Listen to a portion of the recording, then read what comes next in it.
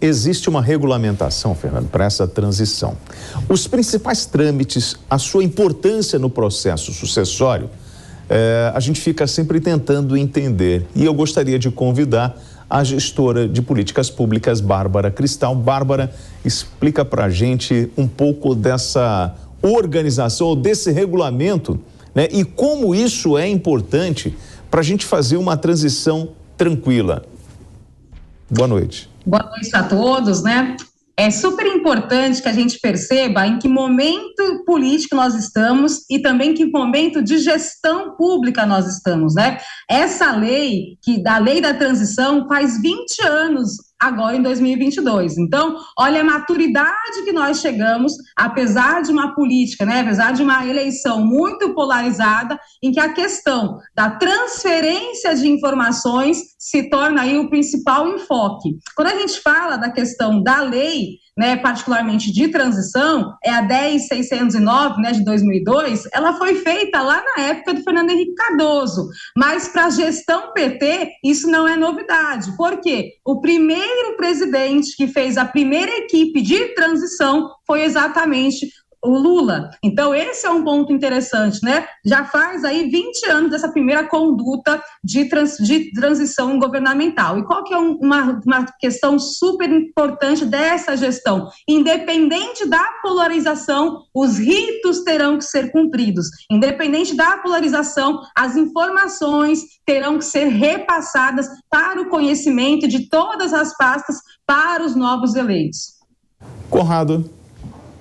É interessante a gente ver que essa transição aí vai ser feita com Antônio Anastasia. Eu estava lendo aqui, uma reportagem. Promotoria aponta desvios de 14 milhões do governo Anastasia em Minas, né? Esse é o nosso ministro do Tribunal de Contas da União. E vale a pena a gente lembrar também que ele está sendo colocado nesse processo e ele foi o relator do impeachment da Dilma Rousseff. É para a gente ver que esse mundo dá muita volta e o Brasil aí, ao meu ver, já começa com o pé esquerdo nessa transição, mas eu espero que tudo dê certo, porque como brasileiro a gente quer o melhor para a nossa nação e que a gente tenha sempre relações mais republicanas acontecendo. Quando eu falo republicanas é sem corrupção, né? Porque quando se fala e muitas vezes também em sintonia do Congresso, a gente sabe como foi feita a sintonia do Congresso nos outros governos do PT, né? A base de mensalão para todo mundo. Vamos ver aí, e aí eu gostaria de perguntar aqui à gestora, como é que ela enxerga que serão os próximos passos, quais pontos são mais cruciais para fazer uma boa transição, de modo que o novo governo chegue aí já andando, já caminhando, que a gente não perca tanto tempo numa transformação de uma visão de mundo mais conservadora para uma outra visão de mundo mais progressista. Nós não podemos ser ingênuos, né, gente? Uma coisa é o que é a gestão política, outra coisa é que é a gestão de Estado. A gestão de Estado, ela vai continuar independente do presidente eleito. Esse é um ponto importante, né? O núcleo duro da gestão, área de controladoria, área de tribunal, Forças Armadas, elas têm a sua continuidade. Os concursados, é até por isso que a gente tem aí essa preocupação enorme para que essa política, né, de gestão pública, ela tenha continuidade. É por isso que existe a LOA, o PPA. Então, tem toda uma preocupação de maturidade de gestão pública. Então, quando você coloca a questão de como será aí norteado esse acompanhamento, é importante que se entenda, né? Os cargos ali escolhidos, eles todos têm tarefas, que são realizar os relatórios, que é preparar a nova gestão com as informações para não só dar um diagnóstico de como foi pego, né, uma gestão entre a outra, mas principalmente quais serão os novos passos. E para a população o que interessa é quais programas, quais ações terão continuidade. Essa troca de bastão não é só uma troca de bastão, existe uma preocupação relacionada a obras, programas, serviços públicos, que eles não podem ser simplesmente parados. Então, esses elementos de transição, eles são, na verdade, não ações políticas, eles são ações totalmente de gestão pública operacional. Então, esse entendimento, principalmente de se buscar o máximo de informação nesse período para ter robustez para ações, ele é fundamental. E dentro do que o TSE anuncia o vencedor das eleições, a gente está falando agora sobre essa equipe de transição. O presidente da República recebe lá os representantes desta equipe de transição. Nós estamos realmente neste processo natural e o que está previsto dentro da lei. Tudo o que nós estamos ouvindo como teoria de conspiração, que não vai acontecer, enfim, na verdade, o processo legal, ele já está em andamento. E aí eu pergunto à senhora, qual é o prazo que essa equipe de transição tem para poder fazer o trabalho dela? Na verdade, eles já começam, né? Na hora que anuncia ali, no segundo dia, você já pode montar a sua equipe, né? Tem todo um regulamento interno. E aí, o que eles têm que fazer? Trabalhar durante esses próximos meses, se tem a posse ali, e nos primeiros 10 dias, eles têm que começar a trazer essa informação desses diagnósticos e relatórios. Vocês vão ver isso constantemente, mostrando que foi entregue na pasta de educação, na pasta de saúde. É óbvio, gente, é super importante que vocês entendam, e assim sendo bem realista, essa transição na questão operacional, obviamente ela será tranquila. A diferença é, uma transição não é só técnica, ela é técnico-política. Então, ela vai atuar nas duas frentes. As negociações, as articulações também começam agora, né? É que essa legalidade dessa parte mais política, ela não fica tão evidente. Mas, sim, eles têm o seu rito interno e têm os seus prazos. Mas o importante não está nessa questão do período passado, e sim a quantidade de informações que vai se buscar. Vou dar um exemplo, né? Não só a questão do sigilo de 100 anos, não só as informações, mas teve muitos dados em que as pessoas talvez não tiveram acesso, não tiveram conhecimento do que aconteceu em cada pasta. E agora isso vai surgir. E é óbvio, né? É interessante que vocês também percebam isso. O acompanhamento do Tribunal de Contas da União, ele é fundamental. Por quê? Você está levando um órgão de controle externo para acompanhar. Obviamente, vai acabar acontecendo de subir alguns tipos de informações que tenham materialidade de gap de gestão para futuras investigações de corrupção, por exemplo. Então, esse é um momento, sim, em que normalmente, vou dar um exemplo comum de municípios. Os municípios fazem o quê?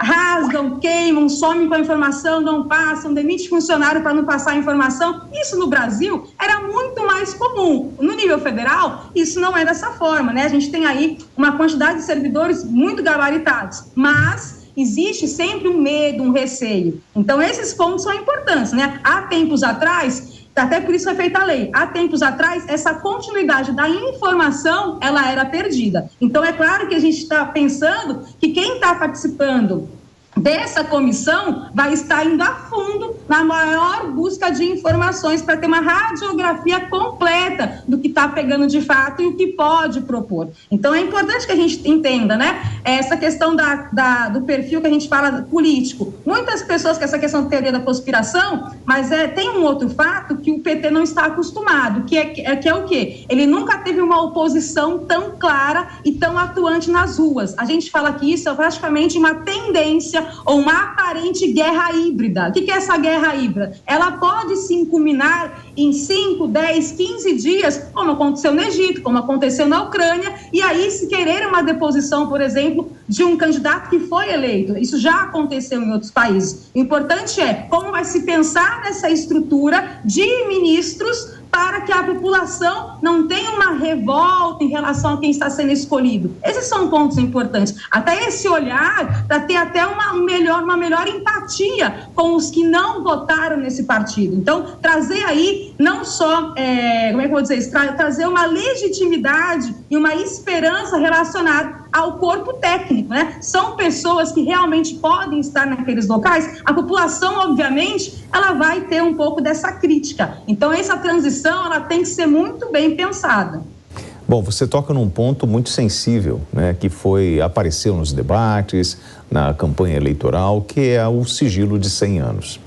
E aí, Conrado, esse sigilo de 100 anos, ele está configurado numa lei, que não é uma lei do governo Bolsonaro. E ela está relacionada justamente a dados pessoais. Quando a Bárbara fala da nova gestão, obter informações, informação é poder planejar o país. Mas imaginar que você vai pegar uma informação que é de cunho pessoal e pode usar isso de forma política, a gente está quebrando o protocolo e a regra do jogo, ou não? Mas isso aí a gente tem que pensar, até quero perguntar para a Bárbara aqui, quando ela fala de transição e de programas, Lula não apresentou nenhum programa, né, de governo aí, de maneira efetiva, ninguém sabe o que ele vai fazer na economia, ninguém sabe o que ele vai fazer na saúde, não apresentou, fez um rascunho ali nos últimos dias. Eu queria saber como é que se dá essa transformação de um país que estava nos trilhos, funcionando, contas no azul, para um governo que não tem plano nenhum, né, mais ou menos não foi trazido, e saber se existe esse risco aí que o William traz para nós, se essa futricagem nas informações vão servir só para uma guerra política, ou se a gente vai poder ter aí uma transição para o Brasil rumo a um futuro melhor. Bárbara? Tá, vou primeiro responder a pergunta 2, tá?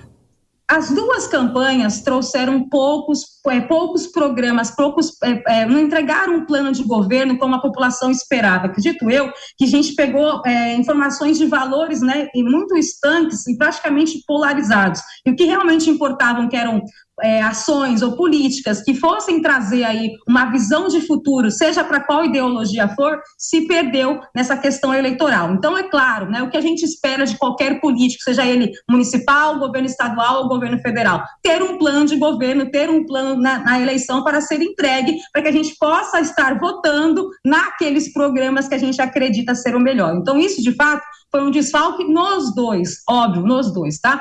E isso é um ponto que eu acho que na transição vai acabar aparentando e muitas pessoas podem ter a impressão que votaram em uma coisa que talvez não vão receber. Então, esse é um problema, e não só federal, tá? Estadual e municipal, isso é muito comum. Na questão do sigilo, o que acontece os órgãos de controle, eles têm as suas regras, né? Não é simplesmente vou tirar o sigilo se por acaso a competência legal não permitir. Então, não acredito que vai ser feita aí uma ação política. Pode ser que vaze informação, pode ser sim outras tendências, né? Que podem aí um hackeamento ou qualquer coisa do tipo. Mas de forma legal, dificilmente isso será tirado se por acaso o órgão, né, seja a CGU ou seja o tribunal, não permitir. Não faz sentido, tá? Legalmente isso não faz sentido. Alô? Tu me chamaste? Não, porque aí vem um ponto importante, né, porque vem essa preocupação, né? Quem está assumindo vai pegar todos os bastidores daquilo ali e vai jogar e vai incriminar, mas na verdade não é bem assim. Nós temos já os mecanismos de controle e para você quebrar, por exemplo, o sigilo de 100 anos, você precisa de uma autorização. E se existe uma legislação que garante ao atual presidente manter em sigilo os seus dados pessoais para não expor a sua segurança ou da sua família, porque aí a gente cai muito na história da narrativa, né, o Conrado? É muito difícil porque, na verdade, você tem uma coisa que é legal e tem a especulação em cima daquilo que não é legal, mas você tenta passar de uma forma com uma narrativa para prejudicar o outro.